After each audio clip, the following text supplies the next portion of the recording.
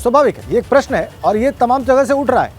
जब से ये उमेश पाल का हत्याकांड हुआ या फिर ये जो अभी हुआ है प्रयागराज में 15 अप्रैल की रात को, ये सवाल बड़े तेजी से उठ रहा है। और साक्षी दिवाकर जी, आपने विपक्ष की बात सुन ली, हमारे संवाददाता ने स्पष्ट किया कि अखिलेश यादव किस रेफरेंस में बात कह रहे थे। तो ये प्रश्न तो है, देखिए कुंभ का आयोजन हो, माघ मेले का आयोजन हो, वाराणसी में जो है वो देव दीपावली हो, वृंदावन में रंगोत्सव हो, पहले भी होते थे और बेहतर तरीके से हो रहे हैं, अयोध्या में दीपोत्सव ज़्यादा भव्य तरीके से हो रहा है, ये सच है। लेकिन क्या ये सच नहीं है कि जिस व्यक्ति को सुरक्षा प्राप्त थी प्रयागराज में, दिन दहाड़े उसके घर के सामने उसको गोलियों से भून दिया गया, उसके गणेश को मौत के घाट उतार दिया गया, बमबाजी हुई और उसके बाद पुलिस की अभिरक्षा में एक जो अभियुक्त था ले जाया जा रहा था, उसकी हत्या कर दी गई। लाइव कैमरे के सामने हम सबने देखा। तो इसे क्या कहा जाएगा साक्षी जी? देखिए, उमेश पाल हत्याकांड हो चाहे अतीक हत्याकांड हो, दोनों ही दुर्भाग्यपूर्ण है और पुलिस उसमें कार्रवाई भी करी और हमने देखा है किस तरीके से कितने कम समय में उस पर जांच कार्रवाई भी की गई थी। लेकिन इस चीज का जो हम इस चीज से नहीं जोड़ सकते कि 2017 में जब से भारतीय जनता पार्टी की सरकार आई है, उसके बाद से दीपावली हो चाहे ईद हो, दोनों ही शांतिपूर्ण तरीके से मनाई जाती है।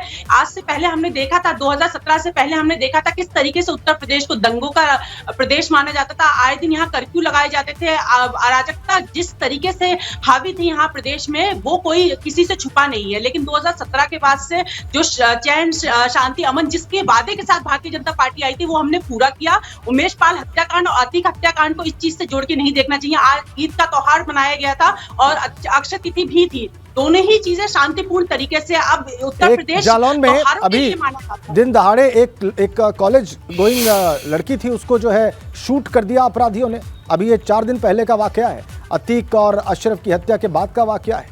ये अभी हुआ है जालौन में। देखेंगे 2017 से पहले और अब में जो बड़ा बदलाव आया है, उसी को जनता पसंद कर रही है। जो बदलाव देखने को मिला है, इसी कारण जनता 2017 के बाद 2022 में भी उत्तर प्रदेश में भारतीय जनता पार्टी की सरकार इसीलिए आती है क्योंकि पहले से बहुत बड़ा बदलाव यहाँ आया है। पहले आए दिन यहाँ अपहरण होते थे, आए दिन यहाँ पे हत्या होती थी और सबसे बड़ी बात तो उस पर कोई कार्रवाई नहीं की जाती थी। हत्याएं आज भी हो रही है, मैं इस चीज से मना नहीं कर रही हूँ, लेकिन पहले की तादाद में जो है 1-2 जो हत्याएं हो रही है उस पर भी कार्रवाई की जा रही है। पहले तो इंसान जिसके घर में हत्या होती थी वो पुलिस के पास जाने तक से डरता था क्योंकि उसे मालूम था कि उस पर कोई कार्रवाई नहीं की जाएगी। आरोपी उसके घर परिवार में और लोगों के लिए भी थोड़ा हानिकारक हो सकता है। मुझे जहां तक समझ में आ रहा है, आप ये कह रही हैं, आप ये बताना चाह रही हैं कि जो पहले माहौल था वो माहौल बदल गया है, आप ये बताना चाह रही हैं और इसी को तो चैलेंज कर रहा है विपक्ष। उस पर कोई कार्रवाई नहीं की जाती थी जब से भारतीय जनता पार्टी की सरकार आई। मैं साक्षी जी, मुझे याद आ रहा है कि उमेश पाल हत्याकांड के बाद यहीं इसी प्लेटफॉर्म पर मेरी बात हो रही थी। कन्नौज के सांसद हैं सुब्रत पाठक और उन्होंने, आपकी दल के ही सांसद हैं वो, और उन्होंने एक बात कही। उन्होंने कहा कि राज्य पर हमला था जब उमेश पाल को दिन दहाड़े गोली मारी गई। वो 2 गनर्स की सुरक्षा में थे जो राज्य के द्वारा उपलब्ध कराई गई थी और उन पर हमला बेसिकली स्टेट गवर्नमेंट पर हमला था। ये मामूली बात नहीं थी। उसके बाद जो पुलिस कस्टडी में हुआ वो उससे भी आगे चली गई बात।